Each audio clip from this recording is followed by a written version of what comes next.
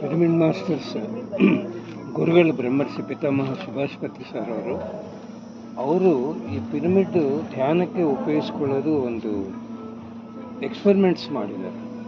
ಅಂದರೆ ಪಿರಮಿಡ್ ಕೆಳಗೆ ಒಂದು ಟೊಮೆಟೊ ಇಟ್ಟಿದ್ರೆ, ಪಿರಮಿಡ್ ಹೊರಗೆ ಟೊಮೆಟೊ ಇಟ್ಟಿದ್ರೆ, ಈ ಪಿರಮಿಡ್ ಒಳಗಿರೋ ಟೊಮೆಟೊ 1 ಮಂತ್ ಆದ್ರೇನು ಏನಾಗಲ್ಲ, ಹೊರಗಿರೋದು ಕೆಟ್ಟೋಗುತ್ತೆ.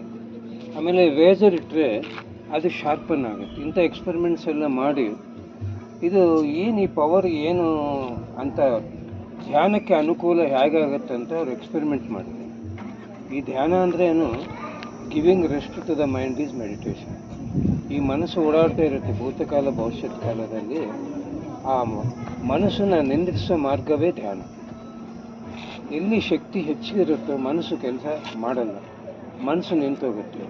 ಈ ಪಿರಮಿಡ್ ಏನು ಕೊಡುತ್ತೆ, ಹೈಯೆಸ್ಟ್ ಎನರ್ಜಿ ಕೊಡುತ್ತೆ, ಧ್ಯಾನ ಸುಲಭವಾಗುತ್ತೆ, 3 ಪಟ್ಟು ಹೆಚ್ಚಿಗೆ ಎನರ್ಜಿ ಬರುತ್ತೆ.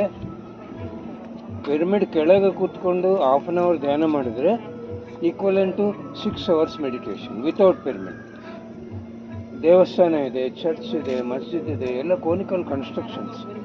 ಅದರೊಳಗೆ ಎನರ್ಜಿ ಫುಲ್ಲು ತುಂಬಿಕೊಂಡಿರುತ್ತೆ. ಅದಕ್ಕೆ ದೇವಸ್ಥಾನದೊಳಗೆ ಹೋದರೆ ಮನಸ್ಸು ನೆಮ್ಮದಿ ಆಗುತ್ತೆ, ಧ್ಯಾನಕ್ಕೆ ಅನುಕೂಲ ಆಗುತ್ತೆ. ಹಾಗೆ ಪತ್ರಿ ಸರ್ ಏನು ಮಾಡಿದ್ದಾರೆ, ಪಿರಮಿಡ್ಸ್ನ ಉಪಯೋಗಿಸಿ ಪಿರಮಿಡ್ ಸ್ಪಿರಿಚುವಲ್ ಸೊಸೈಟಿ ಮೂಮೆಂಟ್ ಅಂತ ಹೆಸರೇ ಪಿರಮಿಡ್ ಧ್ಯಾನ ಅಂತ. ಈ ಧ್ಯಾನ ಬುದ್ಧದ ಮಾರ್ಗ, ಆನಾಪಾನಸತಿ ಅಂತ. ಬುದ್ಧ ಉಸಿರಾಟ ಗಮನ ಮಾಡಿದ್ರೆ ಮನಸ್ಸು ನಿಂತೋಗುತ್ತೆ ಅಂತ ಕಂಡಿಡಿದ್ದಾರೆ. ಅದ್ರ ಜೊತೆಗೆ ಪತ್ರಿ ಸರ್ ಏನು ಮಾಡಿದ್ದಾರೆ, ಪಿರಮಿಡ್ನ ಆ್ಯಡ್ ಮಾಡಿ ಇದು ಅದ್ಭುತವಾಗಿ ಒಂದು ಕ್ರಿಯೇಷನ್ ಮಾಡಿದ್ದಾರೆ. ಇವಾಗ ಬೆಳಕು ಸೂರ್ಯನ ಕಿರಣ ಬೀಳ್ತಾ ಇದೆ, ಪೇಪರ್ ಇಟ್ಟರೆ ಸುಟ್ಟೋಗಲ್ಲ. ಒಂದು ಲೆನ್ಸ್ ಇಟ್ಟರೆ ಪೇಪರ್ ಮೇಲೆ ಏನಾಗುತ್ತೆ, ಆ ಸೂರ್ಯನ ಬೆಳಕೆಲ್ಲ ಕಾನ್ಸಂಟ್ರೇಷನ್ ಆಗಿ ಒಂದು ಕಡೆ ಹೋಗಿ ಆ ಪೇಪರ್ ಸುಟ್ಟೋಗುತ್ತೆ. ಹಾಗೆ ವಿಶ್ವದಲ್ಲಿರೋ ಕಾಸ್ಮಿಕ್ ಎನರ್ಜಿ ಕಂಪ್ಲೀಟ್ ಒಂದಾಗಿ ನಮ್ಮ ಒಳಗೆ ಪ್ರವೇಶವಾಗಿ ಜನ್ಮ ಜನ್ಮದ ಕರ್ಮ ನಮ್ಮದು ಸುಟ್ಟು ಹೋಗುತ್ತೆ. ಇದೇ ಭಗವದ್ಗೀತೆ ಹೇಳೋದು, ಜ್ಞಾನಾಗ್ನಿ ದಗ್ಧ ಕರ್ಮಣ ಅಂತ. ಅದಕ್ಕೆ ಪಿರಮಿಡ್ ಶಕ್ತಿನ ಈವನ್ ಒಂದು ಎಕ್ಸ್ಪೀರಿಯನ್ಸ್ ಹೇಳ್ತೀನಿ. ದಾವಣಗೆರೆಗೆ ಹೋಗಿದ್ದೆ ನಾನು. ಅಲ್ಲಿ ಸಿವಿಲ್ ಇಂಜಿನಿಯರ್ ಅವರು ಶೇಖರಪ್ಪ ಅಂತ, ಅವ್ರದ್ದು ತೆಂಗಿನಕಾಯಿ ತೋಟ ಇದೆ. 4 ಬೋರ್ ಹಾಕಿದ್ರೇನು ನೀರು ಕಡಿಮೆ ಇದೆ. ತೆಂಗಿನಕಾಯಿ ಮರಗಳು ದೊಡ್ಡವಾಗಿದ್ದಾವೆ, ತೆಂಗಿನಕಾಯಿ ಇಲ್ಲ. ಅವರು 12x12 ಪಿರಮಿಡ್ ನಿರ್ಮಾಣ ಮಾಡಿ ಅದರೊಳಗೆ ಧ್ಯಾನ ಮಾಡ್ತಾ ಯಾರು ಬಂದರೆ ಧ್ಯಾನ ಮಾಡಿಸಿದ್ದಾರೆ. ಇವಾಗ ಒಂದು ಬೋರ್ ಓವರ್ಫ್ಲೋ ಆಗ್ತಾ ಇದೆ, 3 ಬೋರ್ ಮುಚ್ಚಿದ್ದಾರೆ. ಮರ ತುಂಬ ತೆಂಗಿನಕಾಯಿಗಳು. ಒಂದು ಮರಕ್ಕೆ ಅಷ್ಟು ಶಕ್ತಿ ಬಂದರೆ ನಮ್ಗೆ ಎಷ್ಟು ಶಕ್ತಿ ಬರುತ್ತೋ ಇದು ಅನ್ಇಮ್ಯಾಜಿನಬಲ್. ಅದಕ್ಕೆ ನಾವು ಈ ಪಿರಮಿಡ್ ಶಕ್ತಿನ ಹೇಗೆ ಉಪಯೋಗಿಸ್ಕೋಬೇಕು ಅಂತ ಎಕ್ಸ್ಪೆರಿಮೆಂಟ್ಸ್ ಮಾಡಿ ನಾವು ಈ ಎಕ್ಸ್ಪೀರಿಯನ್ಸ್ನ ಎಲ್ಲರಿಗೂ ಶೇರ್ ಮಾಡಿ ಎನ್ಕರೇಜ್ ಮಾಡಿ. ಒಂದು ಊರಲ್ಲಿ ದೇವಸ್ಥಾನ ಇದೆ, ಪೂಜೆ ಮಾಡ್ತಾರೆ. ಚರ್ಚ್ ಇದೆ, ಪ್ರಾರ್ಥನೆ ಮಾಡ್ತಾರೆ. ಆಮೇಲೆ ಮಸ್ಜಿದ್ ಇದೆ, ನಮಾಜ್ ಮಾಡ್ತಾರೆ. ಪಿರಮಿಡ್ ಇದ್ದರೆ ಧ್ಯಾನ ಮಾಡ್ತಾರೆ. ಪಿರಮಿಡ್ಗೆ ಯಾವುದು ಒಂದು ಏನೂ ಇಲ್ಲ, ಒಂದು ಮಂದಿರ. ಎಲ್ಲಿ ಪಿರಮಿಡ್ ಇದ್ದರೆ ಹೌದಪ್ಪ ಇಲ್ಲಿ ಪಿರಮಿಡ್ ಇದೆ, ಧ್ಯಾನ ಮಾಡೋಕ್ಕೆ ಪಿರಮಿಡ್ ನಿರ್ಮಾಣ ಮಾಡಿದ್ದಾರೆ ಅಂತ. ಅದಕ್ಕೆ ನಮ್ಮ ಗುರುಗಳು ಊರೂರಲ್ಲಿ ಒಂದು ಪಿರಮಿಡ್, ಮನೆ ಮೇಲೆ ಪಿರಮಿಡ್, ಮನೆ ಒಳಗೆ ಪಿರಮಿಡ್ಸ್, ಈ ಪಿರಮಿಡ್ ಜಗತ್ತಾಗಬೇಕು ಅಂತ ಒಂದು ಸಂಕಲ್ಪದಿಂದ ನಾವು ಇದೆಲ್ಲ ಮಾಡ್ತಾಯಿದ್ದೀವಿ. Thank you. ಎಲ್ಲರಿಗೂ ನಮಸ್ಕಾರ. ನನ್ನ ಹೆಸರು ಅಕ್ಷಯ್ ಅಂತ. ನನ್ನೊಂದು ಮಾಡರ್ನ್ ಕನ್ಸ್ಟ್ರಕ್ಷನ್ಸ್ ಅಂತ ಫರ್ಮ್ ಇದೆ.